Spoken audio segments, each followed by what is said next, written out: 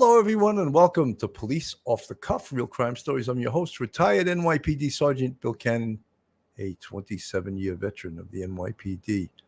Tonight, we have a really interesting case coming out of Miami, Florida.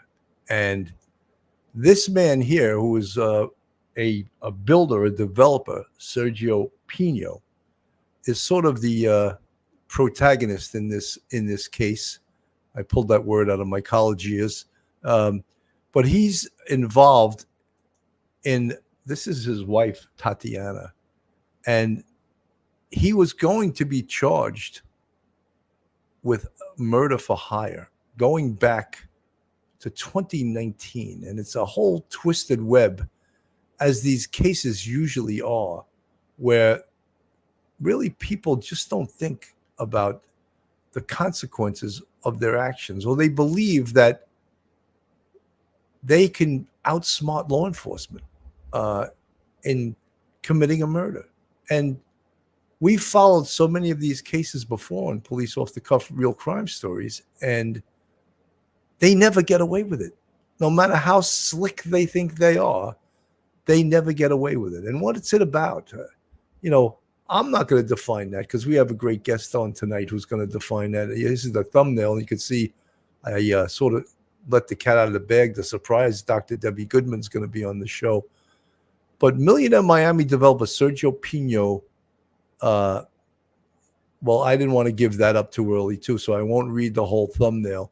Anyway, I'm gonna try to get right into this show. So hold on to your hats, hold on to your loved ones, hold on to your next door neighbor if you need, your service dog, whatever you have to hold on to feel safe, because you're about to enter true crime from a police perspective. You're about to enter the off-the-cuff zone, the police off-the-cuff zone.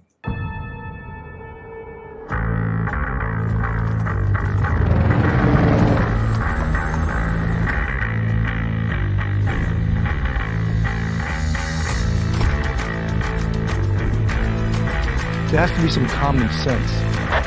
Yes, sir. They have the car stopped in 10th and Ranch, Michael by there. We still don't know who pulled the trigger.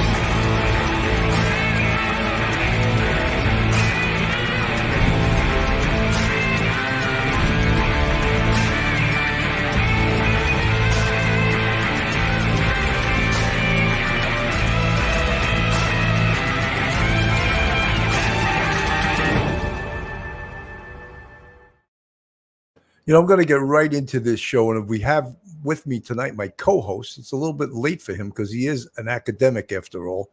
But I'm going to bring on retired NYPD Sergeant Michael Geary, professor at Albertus Magnus College in Connecticut. All-around nice guy, law degree. Let's bring him on the show. Mike, welcome to the show. Hey, Billy. Good evening. Thank you for having me on. Well, we also have with us another academic. She's been on the show numerous times. She's a fan favorite. And, I gave her, want to make a woman smile? Tell her that she lost weight. But it happens to be true. She did lose weight. So without any further ado, I want to welcome to the show, Dr. Debbie Goodman. Welcome, Doc. Good evening. Thank you so much, Sergeant Bill, Professor Mike, our viewers. It's always an honor to join you.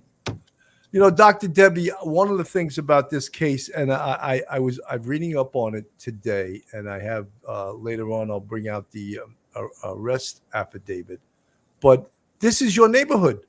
This is your hood. And so this really affects you. And I'm sure you know of this powerful developer, multimillionaire, Sergio Pino. And he, like many other people that we followed in these murder for hire cases, or people that think they can just kill a loved one, for whatever the reason being, he thinks and they think that they can get away with it. And the law was closing in. Dr. Debbie, why don't you give us a little overview of what this case means in the eyes of a criminologist, which is what you are?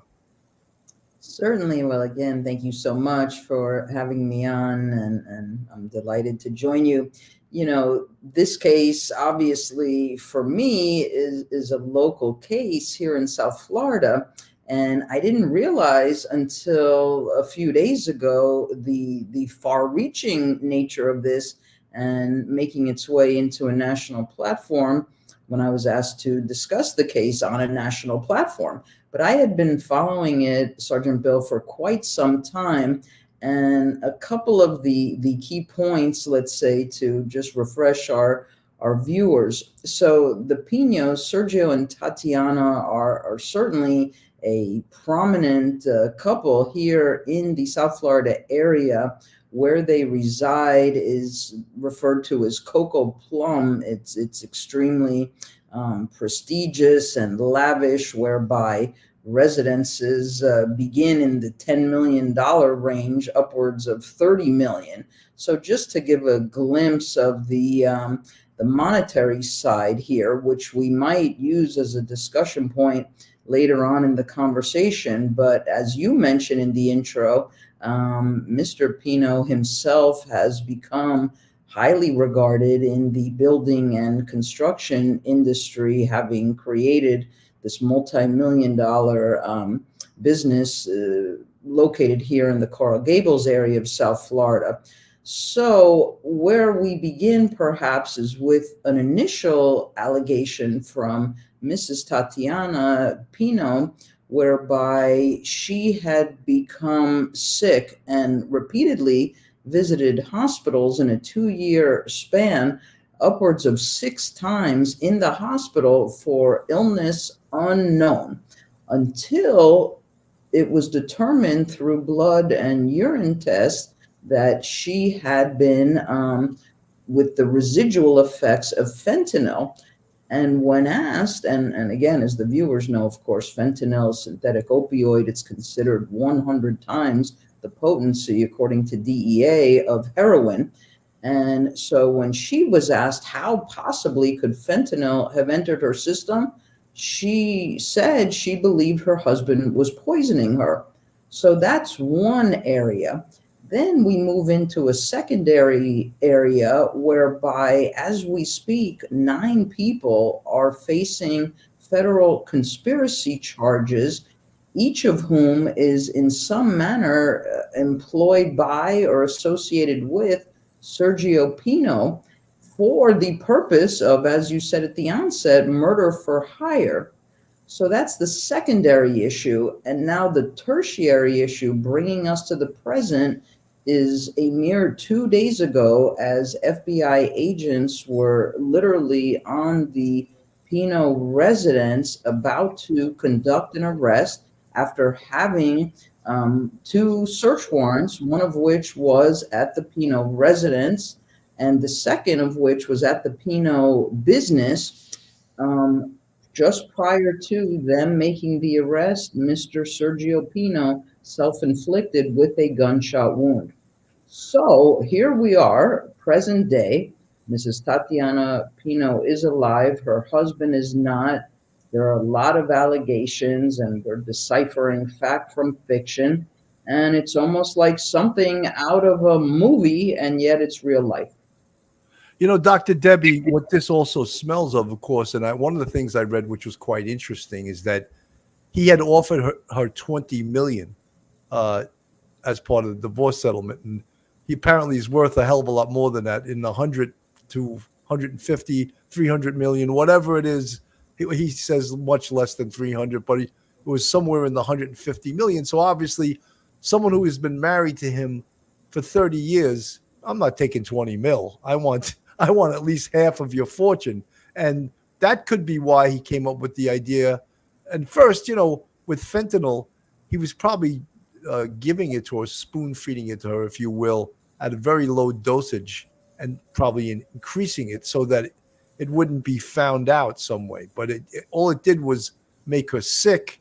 And then he had to move on to the plan B. Mike, your thoughts here as you contemplate this whole murder for hire? Billy, you know, this is the kind of thing we've seen many times before, where you have a couple that's dysfunctional and one party wants to get rid of the other. And even no matter how well educated these people are, no matter how accomplished they are, it seems to work against them. They have a tremendous confidence and they feel like they can accomplish this and outsmart the police. And I've said this before. I said it to you. I've said it to Phil. If, you know, Albert Einstein wanted to kill Mrs. Einstein, no matter how brilliant a physicist he was, he would get caught by the police, because what he does is one thing, what they do is another. So when you enter the police officer's realm, the homicide detective's realm, their world, they're going to find you out. There's no way with the medical testing that Dr. Goodman pointed out to, and the circumstances, it smells a lot like a couple that's dysfunctional and one wants to save their fortune. And we've seen this before, and people feel like they can get away with it. And with our modern technology, with cell phone tracking, with the DNA, with all the tests that you can do, it usually ends up quite the opposite. They usually get caught. And in this case, you now have a gentleman who's now self-inflicted, and the family's devastated because now they've lost their father, their mother was sick, and it just throws everyone's life upside down. It's a shame that people who are this accomplished and who may have done such wonderful things for people by building homes, quality homes, is now, was considered an attempted murder suspect. It's really a shame. I want to play this from CBS News Miami, and then we'll comment on it afterwards. Known Miami developer found dead at his Coco Plum home. A law enforcement source confirms to us prominent home builder Sergio Pino shot himself when FBI agents were about to arrest him. Pino was accused of being involved in a murder-for-hire plot against his wife during a nasty divorce. CBS News Miami's Yvonne Taylor joins us live right now from Coral Gables, where one of the raids took place this morning. Yvonne? And this is where it all happened, Elliot and Lauren. Federal agents came here to arrest 67-year-old Sergio Pino, but the prominent developer never made it out in handcuffs. Sergio Pino's body was pulled out of his house under a black tarp Tuesday before noon. FBI agents said he died of a self-inflicted gunshot wound. They found his body in an upstairs bedroom of this house. This is unfortunately a stain on our community. It was a scene that left this Coco Plum neighborhood in total shock. It began at 6 a.m. when the FBI SWAT team arrived at the house at Isla Dorada Boulevard to execute an arrest operation related to a murder-for-hire investigation that began in fall of 2023. But it is quite a disruption and a sad day for everybody. The bizarre standoff lasted hours, with agents firing off numerous flashbangs and calling over loudspeakers for Pino to come out.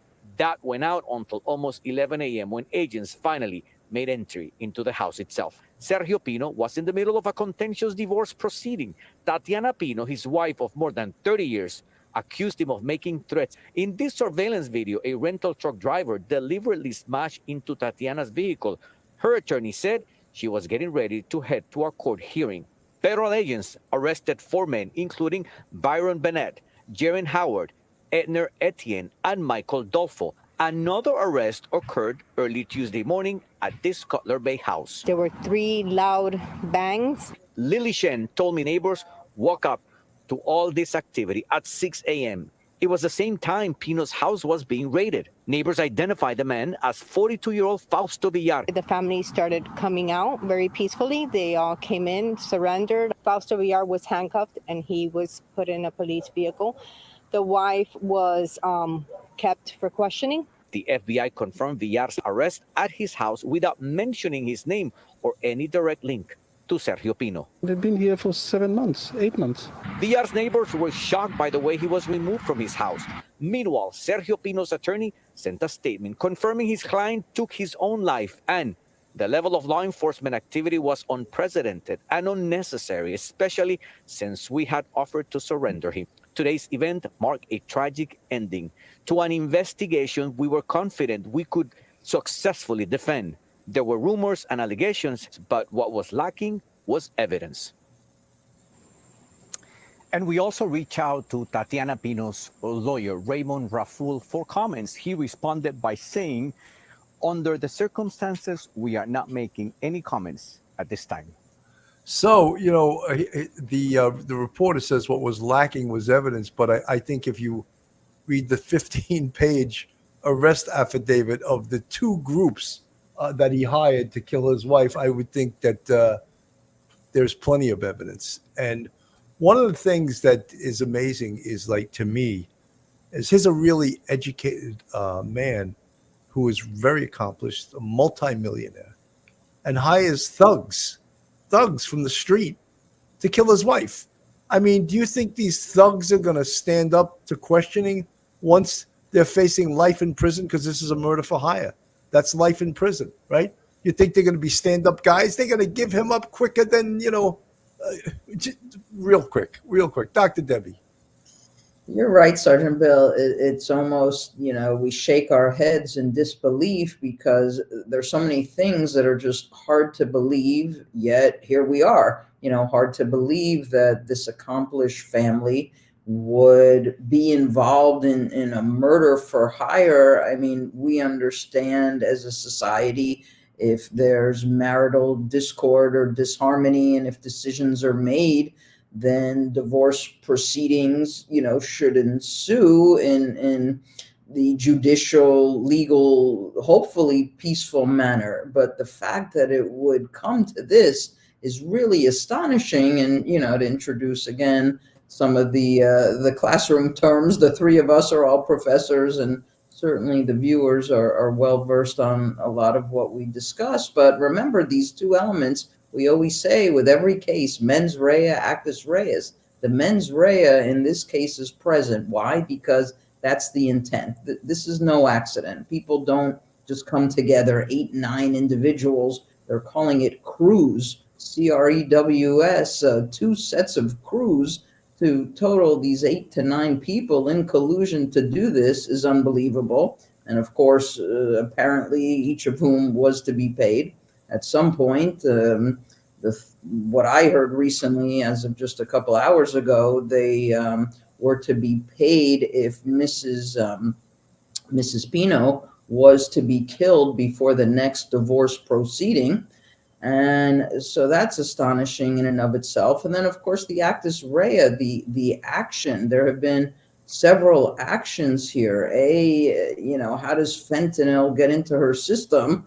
And she was certain as to its cause. Her husband, she alleged, was poisoning her. And how does her car, upon entering her own home driveway, get rammed by a flatbed truck? And thankfully, she wasn't seriously harmed and maintained her composure, whereby she was able to identify the driver as somebody who worked or was an associate of her husband. And by the way, we haven't mentioned yet, but there were also arson-related behaviors at her sister's home, whereby 2 cars were set ablaze, and hence by some of these 8 to 9 people. So the whole thing is just truly unbelievable. And yet we go back, perhaps, because the three of us would want to know, and certainly the viewers, the why, those 3 little letters, but it's not always easy to understand why. I know we're thinking possibly this monetary issue, whereby a lot of money, somewhere in the range, as you said, between 150 to 300 million as the net worth. And does one not want to pay the other? And yet we also have the theme of this entitlement, as if people can somehow rationalize or justify their behavior. It's just absolutely beyond measure. It's amazing to me that the guy that hit her with the truck in our driveway, she recognizes him. Brilliant. Hire someone that I know to kill me and make it unsuccessful. So now I can ID them and we can connect the whole thing, the nexus, back to the husband. Just unbelievable, Mike. Really, it's like the Adelson case. Remember, with the getting rid of the Mrs. Adelson, the grandmother, getting rid of the son-in-law. Yeah, it's so sad. And when you look at the video of the truck backing into her car on the driveway, as Dr. Goodman pointed out, when you look at it, it's like, that's the best you can do. Like, oh my God, I can get a 6th grader to do a better job than that. Like, this is the gang that couldn't shoot straight. This is how piss poor thank goodness and ineffective they were. And that probably saved Tatiana's life. But this is the effort that they put out. This is really sad, and the idea that he was going to save 50 million, 30 million, 40 million dollars. Remember, part of the fact pattern is after their marriage, he had her sign a post-nuptial agreement, and she signed it, and she was going to contest that now.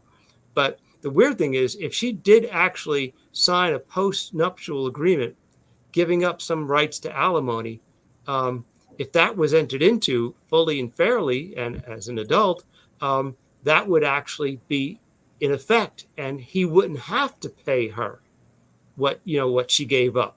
So it's kind of strange, but it's a really sad commentary on this person who's so powerful and has so much and so many political connections in Florida, is thinking that they're going to get away with killing the mother of their children, the lady that he vowed to spend the rest of his life with, and who is a very prominent member of the community. He's going to get away with this. Like, come on, like, what are you doing for They all some think money? they're going to, Mike. They all think they're going to, or they wouldn't do It's it. crazy. It's I want to crazy. play this from local news, Miami news station 10. About the murder for hire plot involving prominent South Florida developer Sergio Pino. Pino shot and killed himself Tuesday during an FBI raid at his Coco Plum mansion. Today, agents said that the developer had tried to have his estranged wife killed multiple times. Let's get right to Local 10's Christina Vasquez live in Coral Gables with our top story. Christina. FBI Miami hosting a late afternoon news conference. It's said to provide you, community members, context to its case. This case is about a husband, Mr. Pino, who decided after years of marriage that he was going to kill his wife. These efforts were thwarted. She is safe, and she no longer needs to live in fear for her life. FBI Miami's special agent in charge says wealthy South Florida developer Sergio Pino was at the head of a murder for hire scheme. His target, his estranged wife, Tatiana. The pair in contentious divorce proceedings since 2022. To think of the scheme, think of it in three parts. U.S. Attorney Markenzy Lapointe said when they arrived at Pino's Coral Gables house Tuesday, agents were cleared to pick him up on a probable cause arrest. Charges would have included conspiracy to commit murder. When the FBI closed in on him, he apparently, and of course tragically, committed suicide rather than face justice. They say Pino hired two separate crews of hitmen to try and kill Tatiana. Crew 1, which includes Baron Bennett, hired help on Sergio's yacht, responsible for vehicle arsons, obtained the fentanyl he used to poison his wife, and when that failed, rams her car with a flatbed truck. While she was inside, you'd think at that point, once the first crew failed, Mr. Pino would have said, okay, this is done. After Crew 1 was busted, after Pino was already under investigation, they say undeterred, he hired Crew 2 to include Fausto Villar, who did roofing work for Sergio. The contract was to shoot her to death, $150,000 up front. Mrs. Pino had to die before their next divorce proceedings. Another $150,000 if her murder did not connect back to him. But when a gunman arrived, a snafu, outwalked their adult daughter. Pointed the gun at the daughter's head. Literally, she was looking at the barrel of a gun. Ultimately, he decided he was not going to kill the daughter. It was not the contract. And thankfully, she's doing just fine. They said back here live in Coral Gables, outside of that home, you can see the evidence of the FBI's efforts. Yesterday, a total of 9 people, they say, are involved, almost half already indicted. Of the most recent arrests, 2 of them facing their first appearance before a federal judge this afternoon. Unbelievable, right? And he, of course, he pulls the gun on the daughter, and that's not the contract. I won't get paid if I kill her, but just think of the chances that Sergio Pino took in hiring these guys, that they could have shot the wrong person and been like, oh, I killed the wrong person. This is what you're dealing with when you do a murder for hire. Dr. Debbie. Yeah, I'm again just still shocked and baffled by it all. But I was also thinking about Professor Mike's point when he brought up a case of a similar nature where we have these family members. He brought up the Adelson case. But again, the family member who wants to either do harm to another family member, who wants to kill a family member, right? We call that familicide. But I'm also thinking about cases, Sergeant Bill, that we've talked about on your great show, and one of whom, of course, was Alex Murdaugh.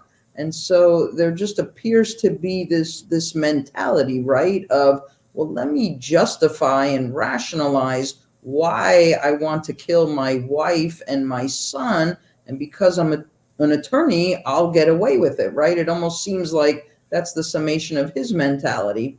And then we look at Lori Vallow Daybell and a mom of two children, son and daughter, and seemingly she viewed her children as disposables and impediments to her marriage and just wanted to discard them. And most recently, we've talked about on your platform, of course, the sad and tragic case of the Oklahoma moms, and they lost their lives by whom? By grandma, Miss Adams, who allegedly orchestrated that whole gruesome killing over child custody. And I'm still kind of curious about the Suzanne and Barry Morphew case, where Suzanne is now deceased and Barry Morphew had been arrested, her husband released, and yet Suzanne Morphew dies by this tranquilizer drug used for animals, and Barry himself is a hunter who had that drug. So there are just too many cases whereby we have these family members perpetrating truly acts of terror against their own family members.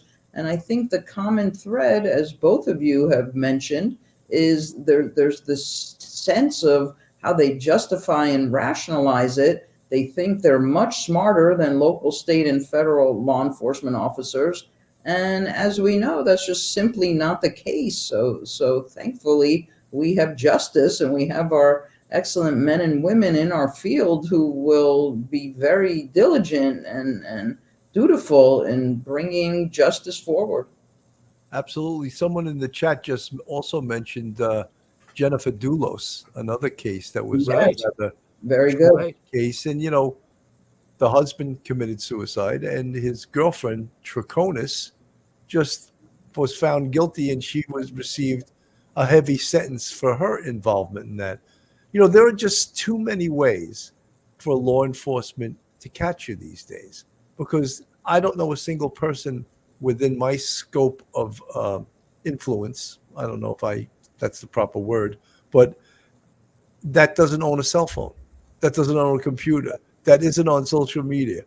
Right there, you're getting caught. If you use all those things and you think you're going to get away with a murder, well, then you better go back to the caves, because if you're using a cell phone, if you're using a vehicle, if you're using a laptop or a computer, all of those things are things that the police can track and get search warrants to search into, to see who you've been corresponding with, who you've been text messaging with, what searches have you been doing on your computer.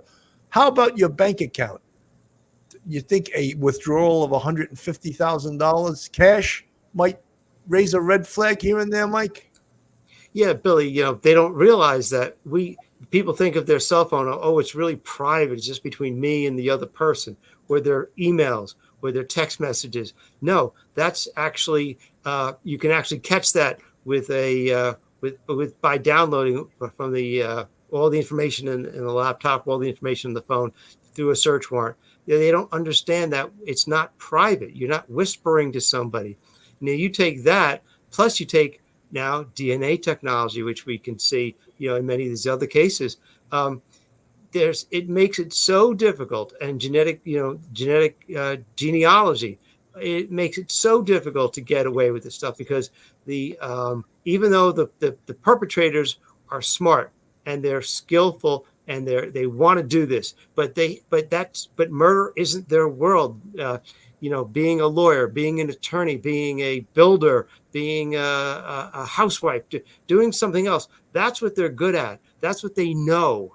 They don't know the world of homicide. They don't know all that, criminal profiling. They don't know DNA. They don't know cell phone technology. They don't know all of these things. And when they enter that world, they're lost, and they don't even realize it. And And it's, it's not that difficult sometimes to figure out a motive.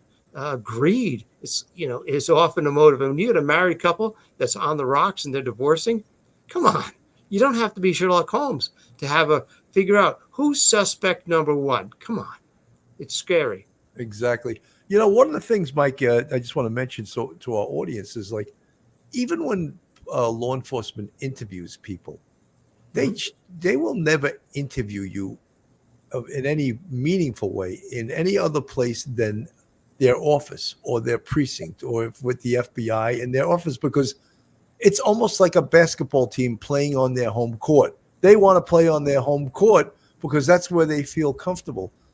The defendant feels comfortable in his own home. So obviously don't interview in his own home, because that's not your comfort zone. If you're the investigator or the interrogator, you want to bring him to your home court and make that person feel uncomfortable so that you can get and solicit information that's necessary to prove your case. Dr. Debbie.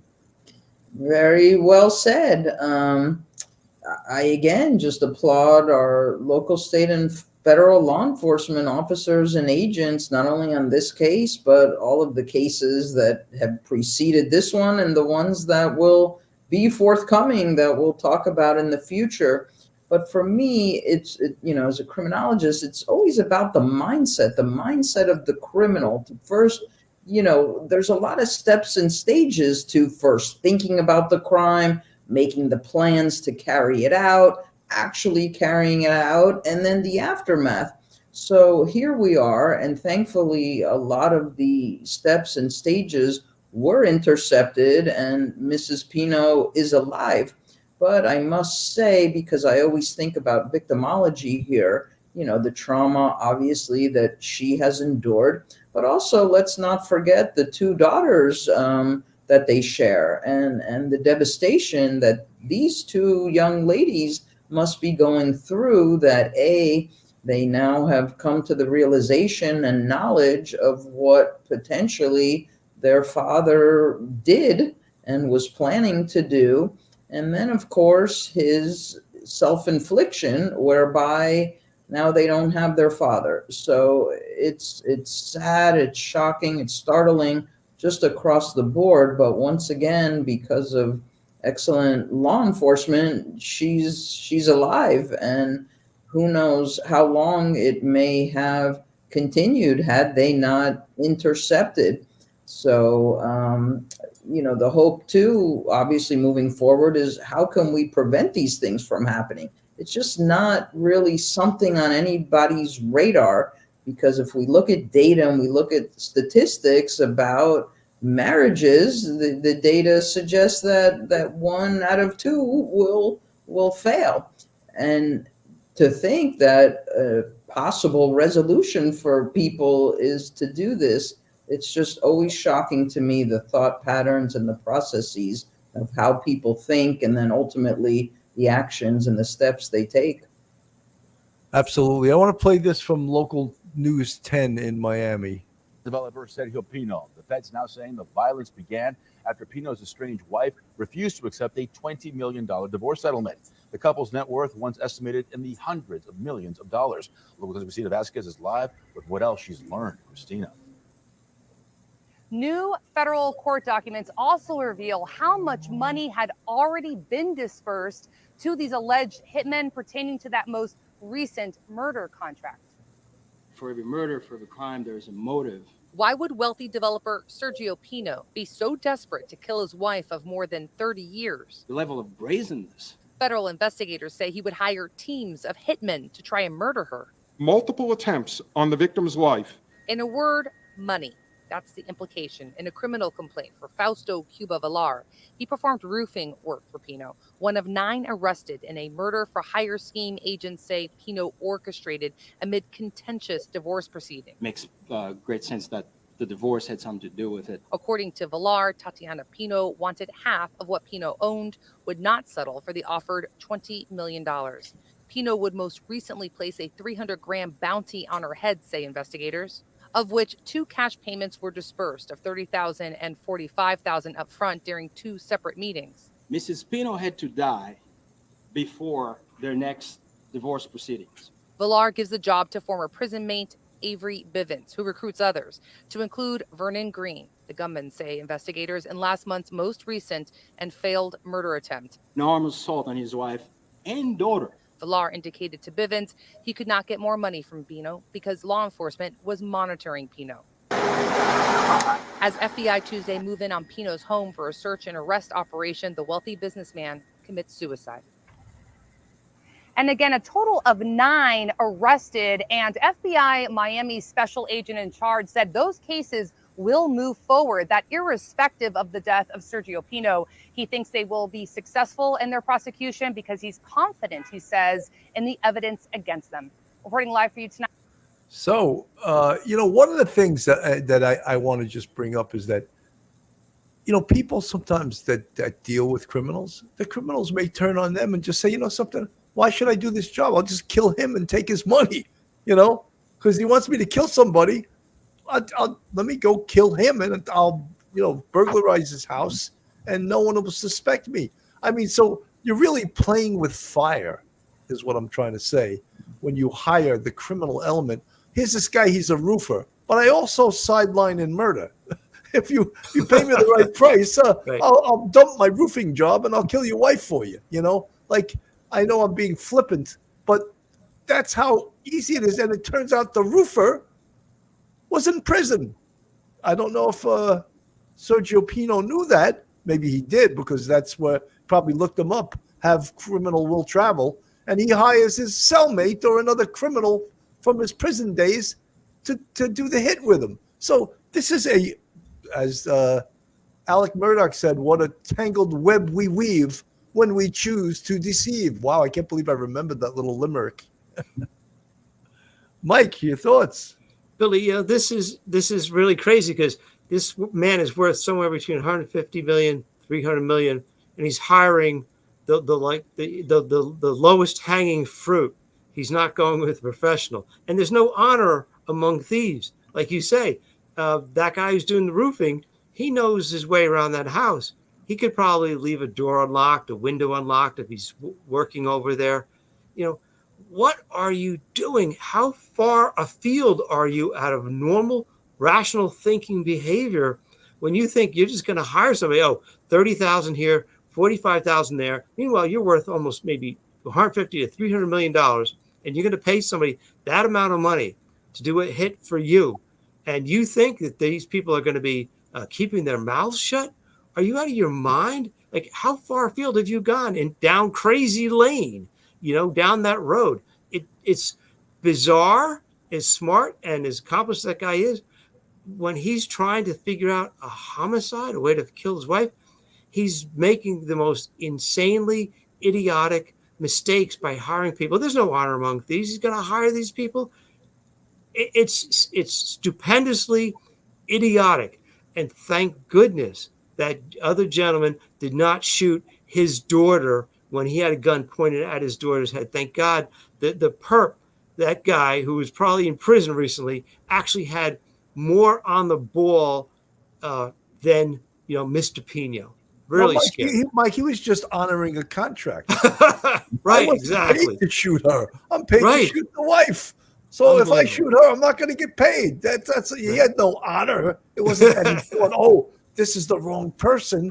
He wasn't going to get paid if he killed the daughter. He's only getting paid because the contract is to kill the wife. Right. So this reminds me of in a way, and like as I said earlier, you're playing with fire when you deal with criminals. Whether it's to mow your lawn, paint your house, don't hire criminals to do jobs for you, right? This reminds me of like these criminals, like we've seen numerous times in our police career, drug rips. Two drug dealers meet each other. One guy has a kilo to sell to the other guy. The other guy says, why don't I just kill him and I don't have to pay him and I'll take the kilo. Easy, right? That's what you're dealing with. And that's what this guy, Sergio Pino, is dealing with and hiring two groups of thugs to kill his wife. Dr. Debbie, I know we're taking you in the mud here. You're not used to these police stories, but we've seen this stuff before. No, I know, and I certainly respect and applaud both of you and all of our amazing men and women of law enforcement. It's just, again, the mindset of how does this conversation even start? It would have to start with Mr. Pino's thought to kill his wife. This is his wife of 32 years, the mother of his daughters. How do we go from being in a loving, wonderful marriage to okay through the years? See, we don't even know what promulgated the divorce. I was looking for that to see if we had that information, but it hasn't been disclosed yet, because I would have had a different theory. You know, I've created the theory we've discussed on the platform called JAR, J-A-R, jealousy, anger, revenge. I actually created it first in relation to the Koberger case, thinking that's potentially what motivated him. Now, sometimes in circumstances such as this, back to our familicide conversation, if there is some type of jealousy, what would prompt jealousy in a marriage? Well, potentially if there's infidelity. Now, there's not been any disclosure of that nor evidence of that, but if there should be or had there been, that may be, you know, different theory leading us in that direction. And then, of course, I think the anger and the revenge piece certainly apply here. Was Mr. Pino so angry that Tatiana Pino was filing for the divorce? And as she maintained, shortly thereafter, she started getting sick. And ultimately, this $20 million settlement dispute, did that lead him to the revenge aspect?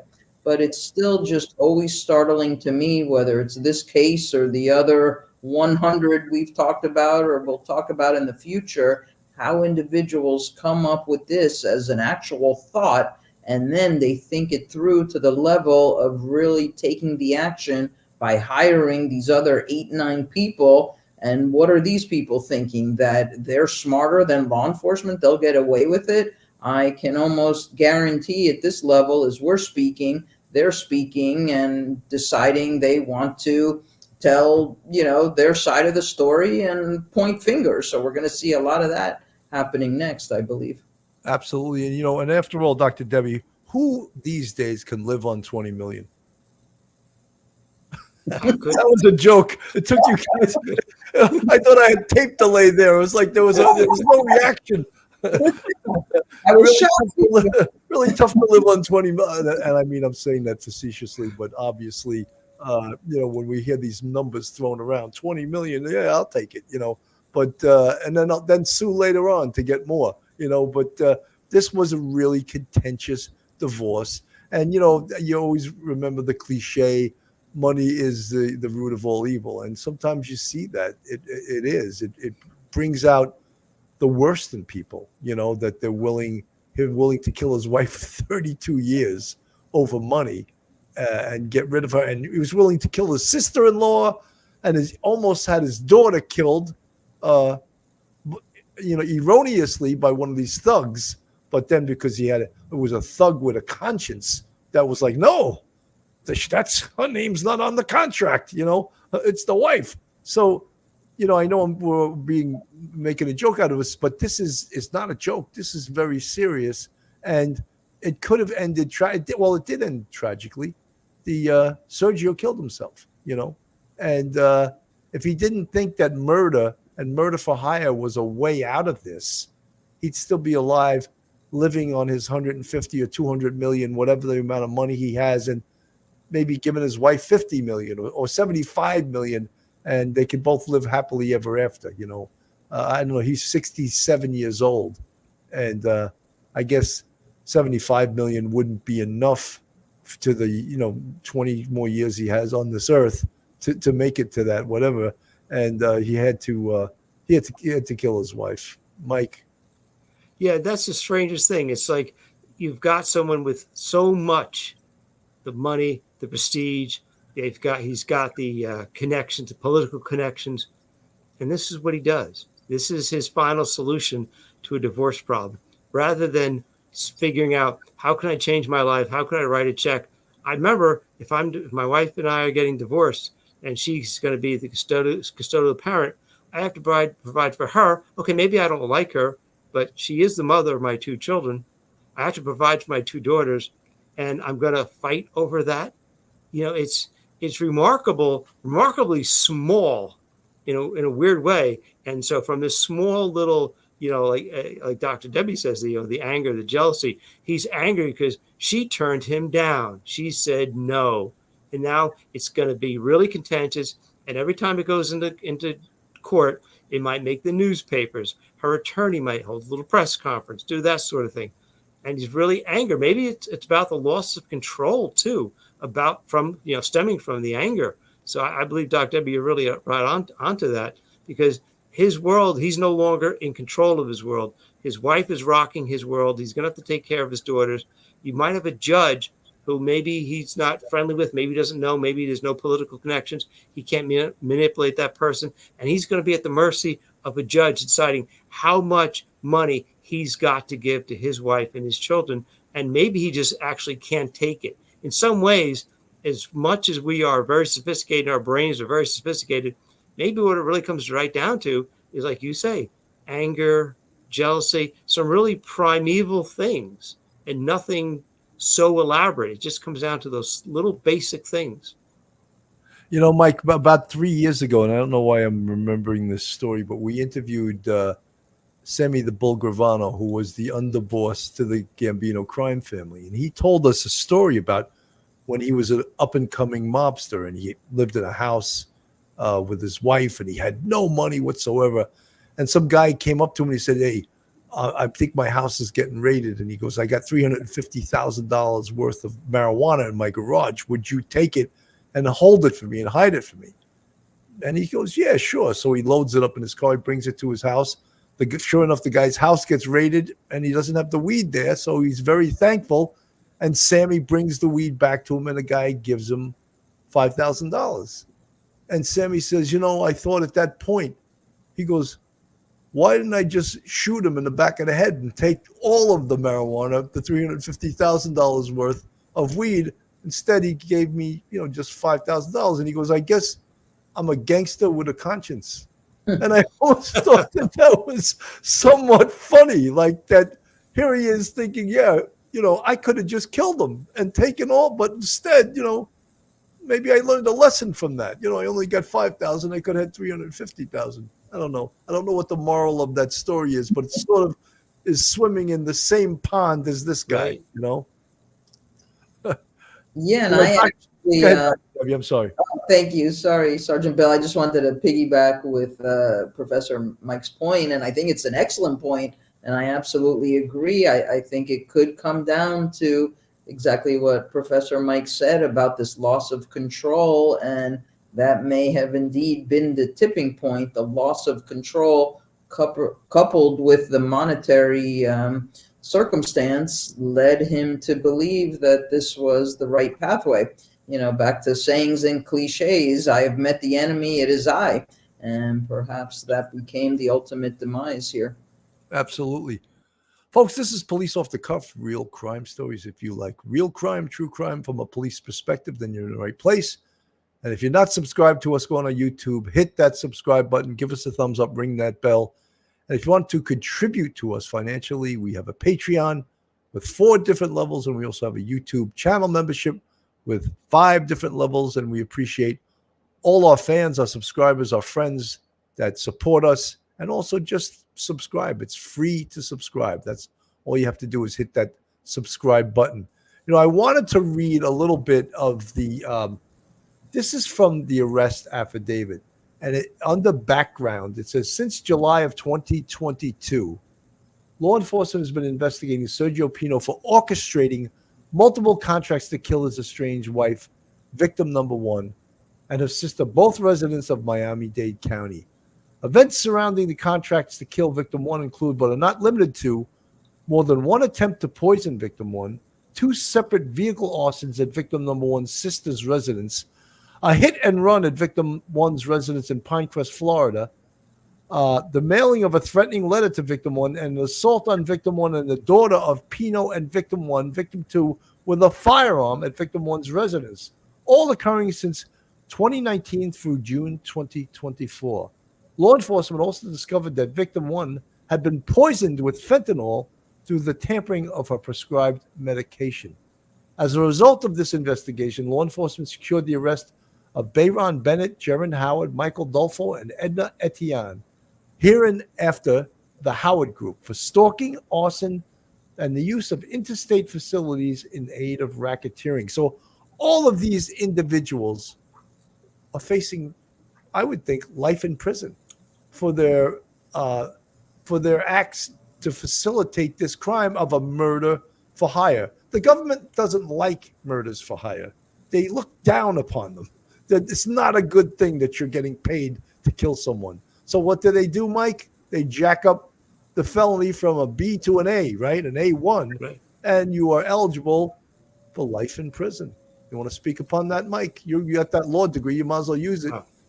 Oh, thank you. Yeah. It's one thing when someone wants to kill someone wants to rob a house, somebody wants to burglarize a house, somebody wants to rob somebody wants to deal in narcotics. It's another thing when you engage in a conspiracy. A conspiracy is much more dangerous than one idiotic person or dangerous person trying to commit a crime. The more people that you get involved in the conspiracy, the more likely it is to be successful. And in this case, you've got, except for this case where you got the gang that couldn't shoot straight, where you had three separate gangs that couldn't shoot straight. It's how pathetic they were. But yeah, they're looking at probably 25 to life. And, if they get off with 25 years or 20 years in a plea bargain, they would be lucky. They should consider themselves lucky. If I was their attorney, one of their attorneys, I'd be like, you know what? Go in there. And we're going to plead guilty. We're going to give it all up. We're going to give everybody else up for the smallest amount of time, the least amount of time. But nobody's got any honor. Nobody's going to keep their mouth shut. This is not the code of Omerta in La Cosa Nostra. No, this doesn't count at all. This is every guy for himself right now, swimming around trying to avoid the getting swallowed up in the criminal justice system. But 25 to life is probably appropriate in this case for what they did. And it's kind of really sad at the level they were thinking, that they couldn't believe that this person would pay them this amount of money. This person's worth like 150 to 300 million, and they're getting like $30,000. And then they find out that they can't get any more because, oh my goodness, the FBI is already watching this guy. The level of idiocy is so high.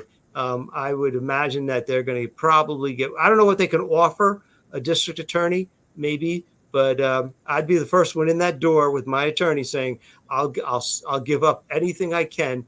Just don't put me away for life. Yeah, well, I think this is actually a federal case for some reason, because that was a U.S. attorney. That's right. That was on the screen. So that's even worse, and because the feds don't play, whereas the state, they may cut you a deal. The feds are like, no deals. You're doing the full sentence. I want to play a little bit of this show that Dr. Debbie was on, Law and Crime. If they live in an area, one of two ways. It could be helpful to the defense if these daughters were to say that there's no way that their father could potentially be involved in wrongdoing, and he's only been a loving father to them and a wonderful spouse to their mother. Or if and when we start to hear about arguments and language and statements made that are incriminating, that could hurt Mr. Pino. Looking ahead, Goodman says we're in a holding pattern, but we could soon see movement. What do you expect to happen as this case moves forward? Well, Dr. Debbie, we have you on this show, so I'm not going to play that because we have you live. I don't want to play a video of you, but I just wanted to let everyone know you were on a national show being interviewed in regards to this case, and you did a fantastic job. But and I said, I won't play it because we have you here. Why would I play the taped Dr. Debbie Goodman when I have the live Dr. Debbie Goodman here? But this case is really, it's like a model for all of these murder for hire cases that we've covered throughout the years. The idiocy, the stupidity of hiring, and the thugs that you deal with in this. And as I said to Mike, I'm amazed that the thugs didn't say, something, let's just kill him. Right. Why are we taking these huge chances? It'd be easier to kill him and just rob everything in his house, burglarize his house, take everything he has, instead of now we can't even get any money because the FBI is watching his bank account. Unbelievable. The gang that couldn't shoot straight, Mike, you hit it on the head. Yeah, it's so terrible because this person is an accomplished person. He's been building houses. He's got a tremendous amount of money. He knows how to do complicated operations, dealing with all kinds of state, labor unions and state laws, and building things and actually getting things done. And when it comes down to this, he goes not even the JV team. He's going so far down in the hole. It's pathetic. It actually is pathetic. And you'd think that if he had a rational brain at that moment, rather than an emotional brain from the anger, you think he'd say, what the hell was I thinking? Let me just give her. I offered her 20. She turned it down. I'll make the offer 50. And she'll probably bite for that, and that's it. Other than that, I'll look her eyeball to eyeball and say, look, we're going to drag this out. You might get more money from me, but it's going to take years, and it's going to deplete our family savings for our daughter. So do something. The rationality goes out the window, and it looks like he just became this crazed, emotional person who's willing to not even abide by his own common sense would tell him, you're not doing this, and he's doing it. It's really amazing how far someone could go down the rabbit hole and lose every ounce of common sense and intelligence based on emotion and maybe loss of control and anger. It's just amazing how far we could degenerate in those situations. Well, Mike, the thing that's amazing to me is that the guy that backed his car into her, when we saw that video, she knew him. Hey, I know you. You know the guy. Oh, I see. That's the guy who works for us. Right. They hire the roofer to kill her. They hire another guy that worked for him on his yacht. That's the guy that serves us drinks on the yacht, and he's trying to now back his car into just like unbelievable, right? Unbelievable. Carol Grayston, thank you so much for gifting 5 police off the cuff memberships. Very much appreciated. Carol is also a moderator. You see the little wrench in her on her little thing there, and that's indicative of a moderator. And thank you so much for all you do, Carol. And I want to play a little bit of this, and then we'll get back to Dr. Debbie. To an FBI raid, a South Florida developer who was under investigation was found dead in his Coral Gables mansion. Sergio Pino built. I think they're talking about suicide. So now they won't play this now because we're too old. Okay. We're not allowed to hear about suicide. So they censor it. Anyway, so what happened was the FBI hit the house. They surrounded it. They used 3 different flashbangs. We used to call them stun grenades. Usually that's what they really are used for, is to stun the person or persons, and so they become disoriented. But he was already dead. So I guess he decided that the FBI had so much evidence against him that he didn't want to face the music of the criminal justice system. So rather than get arrested and go through the system and try to fight the case, he took his own life. Dr. Debbie. Yeah, I think it's important, Sergeant Bill, Professor Mike, and the viewers, if we could take a moment just to talk about suicide. We know data from our CDC, our Center for Disease Control, WHO, our World Health Organization, indicates that if we started 2020, the last 3 to 4 calendar years, there has been an uptick in the suicides. And our hope, of course, is that if any viewers are in distress and or people they know, that there is a national lifeline that exists free of charge, anonymous, by dialing 988. And so we know too, and both of you, of course, have experienced, these circumstances firsthand in the law enforcement arena. And that's another big concern, to make sure that our law enforcement officials are healthy and well and know that they too can get help. But ultimately, we understand that suicide is the permanent solution to temporary problems. And for Mr. Pino to have come to this ultimate decision he made, it's almost like, for what purpose, right? Was it too much pressure that he was under? Was it the fall from grace, so to speak, an individual at the pinnacle almost of life, personally and professionally, and all of the accomplishments and having health, having had a 32-year marriage, healthy, well-adjusted daughters, a thriving career, one would think, you know, as we say, taking a look at the grass over there, and it looks pretty green and everything looks good. And yet we're not 100% certain what really led to this.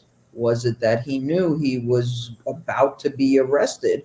And was that just going to be too much for him to potentially, upon arrest, you know, maybe he would have been convicted, maybe he wouldn't have been. We don't know. But ultimately, it is tragic when one makes that decision to self-incriminate. Absolutely.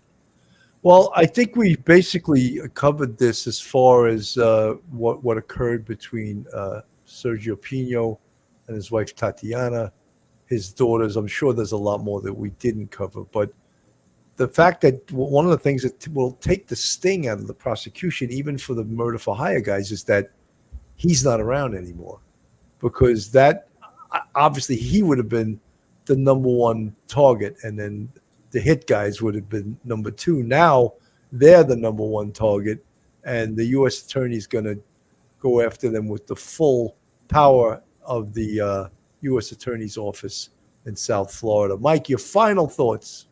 Final thoughts. We should pray for the daughters of Tatiana and for that family, because you know what has happened to them has been so destructive in the past several years, from the filing of the divorce proceedings until present day. You know, they've lost their father. Now, this guy, you and I know what he's capable of doing, but they knew him from the age of infancy. And to think that their father would do something like this to the woman that's their mom is got to tear at the family fabric. So pray for them. They deserve prayers and understanding. Absolutely. Dr. Debbie, your final words. Yes, well, of course. Thank you so much, Sergeant Bill, Professor Mike, and the viewers for the honor of appearing with you and discussing the case. It's a sad case. It's traumatic. It's you know, very difficult to understand how and why people make the decisions they make. But I agree with Professor Mike. I think the daughters are certainly the unfortunate, innocent victims to all of this, and hopefully they will be able to adjust to the knowledge of knowing what's transpired here, and will be able to move forward in their lives and lifestyles in a healthy manner. Absolutely. I want to thank everyone. This is a new story for us. We weren't really aware of it until Dr. Debbie apprised us of it. It's sort of a national story, but I think it took a lot of the, when Sergio killed himself, it took a lot of the story out of the big story, because he, of course, was the protagonist, and now he's gone. And it's just what's left now are the thugs that he hired to kill his wife. So, folks, thank you so much for tuning in. On behalf of Police Off the Cuff Real Crime Stories, I want to thank Dr. Debbie Goodman, criminologist and professor at St. Thomas University in northern Miami. Is that a little differentiate from northern from southern Miami? I mean, how close do you have to be to Miami to have that panache of, oh, I live in Miami, right? I guess you still do. And, of course, Professor Mike Geary, who wanted to stay up late tonight, so he asked me to have the show on at 10 o'clock. Anyway, folks, thank you so much for tuning in. Have a great night, everyone, and God bless. Okay. One episode just ain't enough.